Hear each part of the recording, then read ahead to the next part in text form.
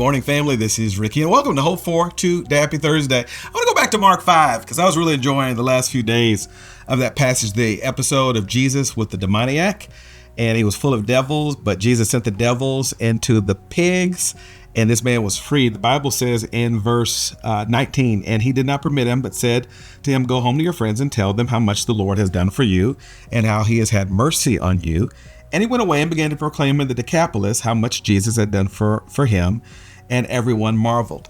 The Bible says Jesus heals this man so well that he's sitting and clothed and in his right mind. And Jesus is getting back in the boat with his disciples. And naturally, this man who had been healed of demon possession wants to go with Jesus, right? Like his neighbors were all the folks who tied him up and put him in the cemetery. He did not want to go back there. He wanted to go with Jesus.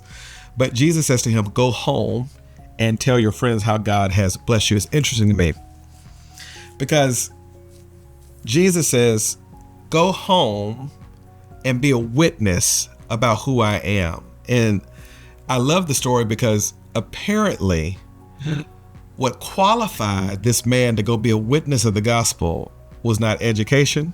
Dude just met Jesus. It was not theological training. Dude just met Jesus.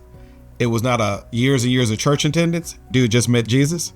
It was not being eloquent or having a great reputation. He's been stuck in a cemetery and just met Jesus.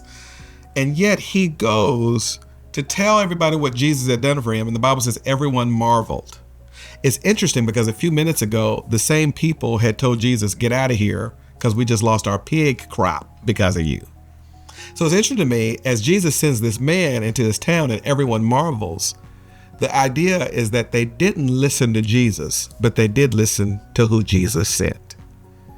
And somebody needed to hear that you are not just saved by God, but you have been sent for God, that you're a missionary for him. And I know that that sometimes seems like a foreboding task because you don't feel like you're qualified. You don't feel like you are good enough. But the only thing that qualified this man to go tell his town about Jesus was that he had spent 5 minutes with Jesus. What makes you a witness of the gospel is not your know-how, it's not your strength, it's not your achievements or your accomplishments.